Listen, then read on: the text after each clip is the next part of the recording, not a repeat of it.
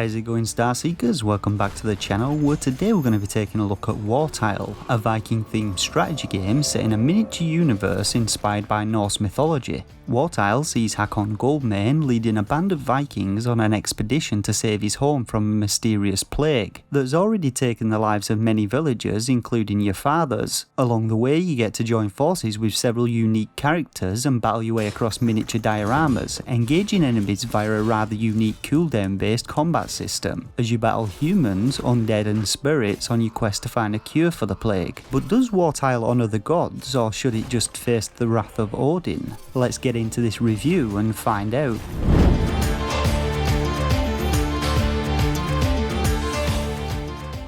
So the game opens with a brief tutorial stage which introduces you to the basics, including the game's storyline. And I'll admit right away that I'm a sucker for anything Viking themed, so I was pretty stoked to give this one a go. Each stage in the game features a miniature diorama with the terrain navigated via hexagon spaces, and movement involves a pretty simple process of selecting your character using the left thumbstick and then holding the A button and directing a marker with the left thumbstick to where you want to move your character to. Now you can also hold the X button and perform the same movement action, which will cause the rest of your group to follow you, but this can sometimes be unpredictable, and I'll be honest, it doesn't always work very well. To be most accurate with your movement, a lot of time is spent moving individual characters one by one, which I found could be a little tedious, especially when you've got to move a team of 4 or 5 Vikings across a large map. Now, each level that you play in the game comes with a primary objective and a number of secondary objectives for you to complete. In order to complete the level, you only need to accomplish the primary objective, with the completion of secondary objectives awarding you with additional score points, though I couldn't really tell whether higher scores yielded additional loot or if there was just for show.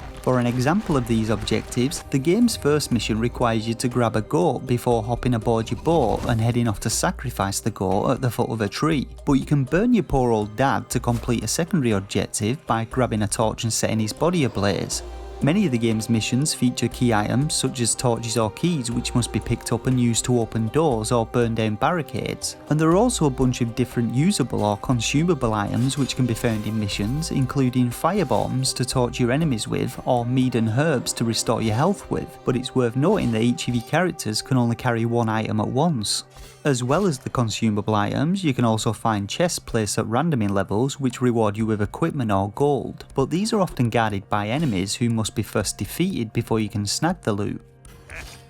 Now when it comes to the game's combat system, there's a decent amount of depth to it. As previously mentioned, the game features a cooldown based movement and combat system which sort of feels like a cross between a real-time strategy and a turn-based game. In order to engage enemies in combat, the majority of your characters need to be on a hexagon space adjacent to the enemy, though there are some exceptions such as Asgar the Spearman who can attack from an additional hex away, and a bow-wielding female Viking who can deal damage at a range. Each time you or the enemy attacks, there's a short cooldown period before either of you can attack again, and in order to gain an advantage against foes, you're able to flank and get behind them, or stand on tiles above them, both of which provide attack and damage bonuses. Now Wartile's base game features 6 different characters. You begin the game with 2 of these characters, and 4 additional characters are unlocked relatively quickly and must be purchased with gold before they can be taken into battle. Each of the characters are able to be equipped with various pieces of armour and tokens which increase the stats, but they're limited to weapons in which they're proficient with, which does somewhat limit your options when comprising your team.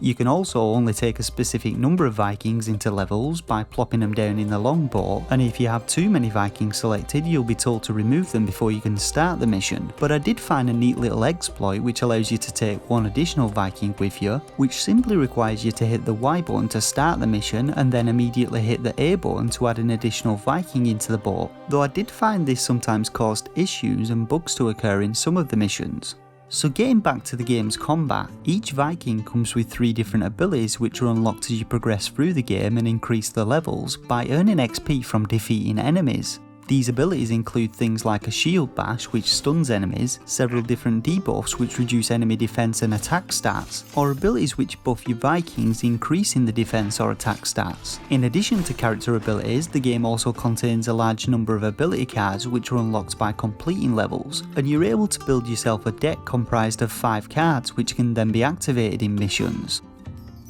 However, each card costs a specific number of ability points to activate, which can be seen in the bottom centre of the screen and are earned by defeating enemies. These abilities are invaluable as you get into more difficult fights, as they open up many different strategical options for you, allowing you to do things such as set down traps which immobilise or set enemies on fire, stun enemies interrupting their attacks and incapacitating them for several seconds, heal your Vikings, or buff their attack and defence skills by placing banners or blowing war horns. Now, combat in the game can get pretty hectic at times as enemies drop into the battlefield on top of you, but by hitting the B button you can also slow time, allowing you to perform strategical movements or activate abilities, and there's no limit on how long you can use this slow time mechanic, giving you plenty of time to weigh up your options. Another gameplay element which helps a lot is the fact that the majority of enemies are frozen in place until you enter their engagement zone, indicated by blue coloured hexes, and this, coupled with some good level design which often provides multiple ways to approach enemies, allows you to plan out your assault and strategically place your Vikings prior to engaging with them.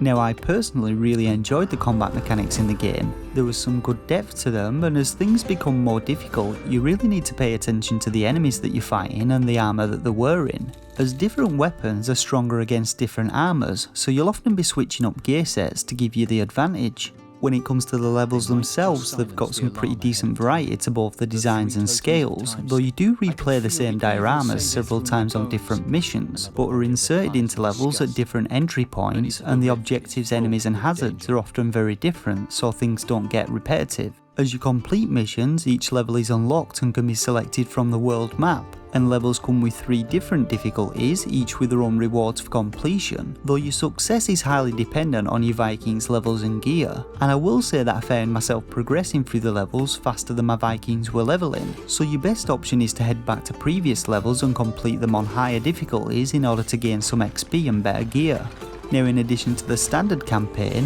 Wartile Complete Edition also has a couple of themed levels, one being a Halloween stage where you have to smash some pumpkins, and another a Winter Yule level where you steal some beer barrels, each of which offers some unique and powerful loot to equip your Vikings with. After completing the main campaign, you also unlock a second campaign called Hell's Nightmare, which sees you battling against hordes of undead Drago warriors who have invaded the Norse regions, so the game does offer a decent amount of content for you to get stuck into.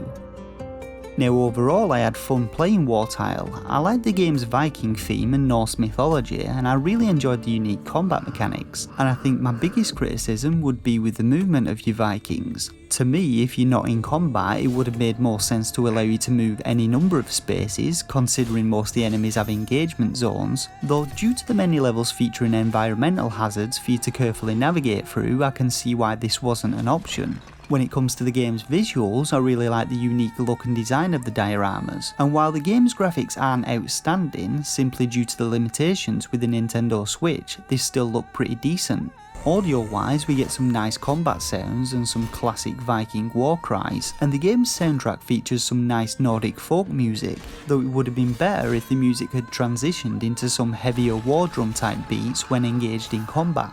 So now let's get on to rating Wartile. Now, I give games a rating between 1 and 5 stars, with a shovelware stamp of approval reserved for only the worst eShop titles. This rating is based on my own personal opinion on the quality and quantity of a title's gameplay, and whether I think it offers value for money to potential buyers. For a rating, I'm going to be giving Wartile 3 out of 5 stars. While transitioning through levels can lead to some stop-start gameplay, and its Viking roster does limit your customization options, overall the game has some unique and enjoyable combat mechanics and a decent storyline, which provides something a little different to action strategy game fans, especially those who love a bit of Norse mythology.